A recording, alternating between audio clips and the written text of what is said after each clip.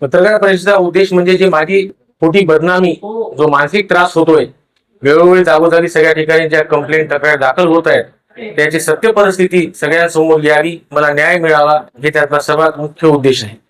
काय भूमिका पुढचं पाऊल काय असणार? पुढचं पाऊल या सर्व गोष्टीचे प्रूफ, त्याचे एव्हिडन्सेस, त्या झालेल्या सगळ्या गोष्टीची कागदपत्रे, आतापर्यंत माझ्यावर ज्या ज्या चौकशी झाल्या त्याचे सगळे अहवाल, त्या सर्व गोष्टी एकत्रित कागदपत्र करून माननीय मुख्यमंत्री, मुख्य सचिव, मुख्यमंत्री कार्यालयाचे सचिव तसेच गृहमंत्री या सर्वांकडे जाऊन ही तक्रार देऊन मंत्रालयीन कर्मचारी जो डेप्युटेशनवर आहे तो या ठिकाणी काय काय गोष्टी करतोय याची एक सखोल चौकशी होऊन त्याच्यावर कडक कारवाई करण्यात यावी, जेणेकरून अशा पद्धतीचा प्रकार दुसऱ्यासोबत तर घडू नये.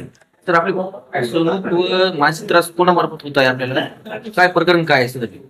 फसवणूक, मानसिक त्रास, जसं आता हे मेडिकल आहे, मेडिकलच्या सोबत माझा तीळ मात्र संबंध नाही, पण हा जाऊन काय करतो, एसपी ऑफिसला गेला ते तक्रार देणं, पोलीस आयुक्त कार्यालयाला तक्रार देणं. तक्रार काय सांगितलं त्यांना की डॉक्टर बास्टेवाड सगळ्या गोष्टी पाहत होते, मेडिकलचा कारभार त्यांच्याकडे होता, आमचा काही संबंध नाही.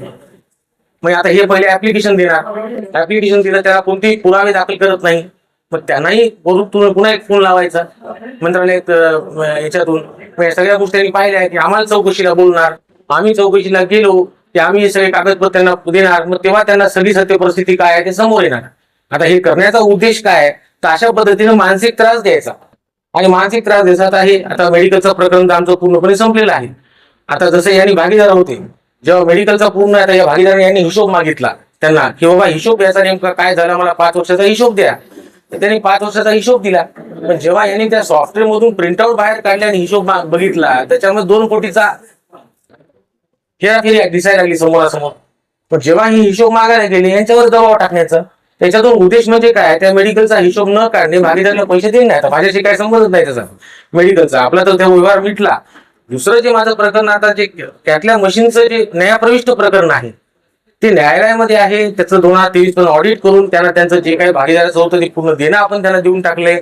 आता 24 आणि 25 जे आहे न्यायालयात जमा केलेलं आहे, न्यायप्रविष्ट प्रकरण आहे. न्यायालय जो त्यात निर्णय देईल तो निर्णय मान्य असेल. समजा उद्या त्यात माझ्यावर 5 लाख निघाले, 5 लाख द्यायला तयार आहे, 10 लाख निघाले, 10 लाख द्यायला तयार आहे मी. पण यांचा उद्देश काय आहे की न्यायालयाच्या बाहेरच जास्त पैसे घेऊन सेटलमेंट करण्याचा उद्देश दिसतोय. कारण जाणून बुजून मानसिक त्रास द्यायचा, वेळा तक्रार द्यायच्या.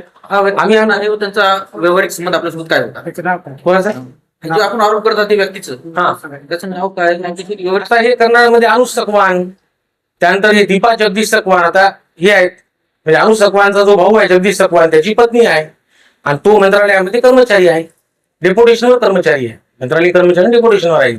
मंत्रालयामध्ये मुख्यमंत्री वैद्यकीय सहायता निधी कक्षामध्ये क्लेरिकल पोस्टवर आहे, असिस्टंट म्हणून ते डेप्युटेशनवर काम करतो. आणि दबाव टाकण्याचा उद्देश कसा, जसं पोलीस विभागामध्ये आज तक्रार दिली, तक्रारीची नुसतं कॉपी ही घ्यायची नाही, एक सिंगल पेज तक्रार घ्यायची, नेऊन द्यायची. दिल्यानंतर लगेचच वेगवेगळ्या माध्यमातून त्यांना फोन करायचा, त्यांच्यावर प्रेशर टाकायचं. टाकल्यानंतर त्यांनी आम्हाला चौकशीला बोलणार, मग आम्ही चौकशीला जाणार, मग आमचे सगळे पुरावे सगळे घेऊन तिथं पुन्हा जाणार, ते चौकशी सगळी त्यांना देणार, मग त्यांना सत्य परिस्थिती कळणार, मग ते अहवाल तयार करणार. आता इथं नांदेडला आला की 10 विभागात जायचं, पोलीस स्टेशन जायचं, एसपी ऑफिस जायचं, जिल्हा शिल्लक कार्यालय जायचं, जिल्हाधिकारी कार्यालय जायचं, सगळीकडे बसून तक्रार देऊन टाकायचं. म्हणजे हे सगळं करण्यात आम्ही प्रत्येक वेळेस जाणार, त्या सगळ्या गोष्टी खुलासे देत बसणार, यात सगळा वेळ निघून जाणार, मानसिक त्रास व्हायला.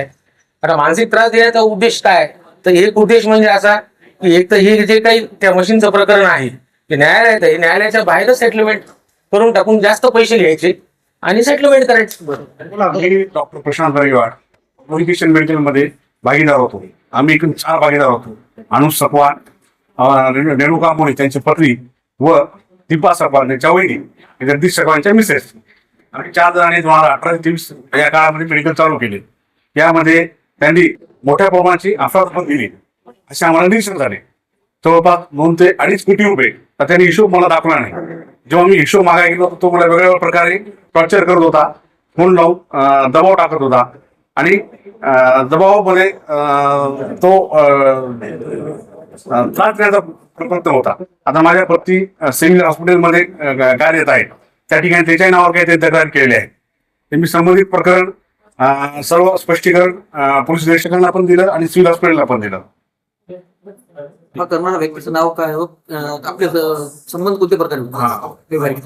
हा माझा पहिला मित्र होता जगदीश सकवार. आणि यांनी हे मेडिकल चालू केलं होतं समोर. आणि अनुज सकवान हा पार्टनर होता.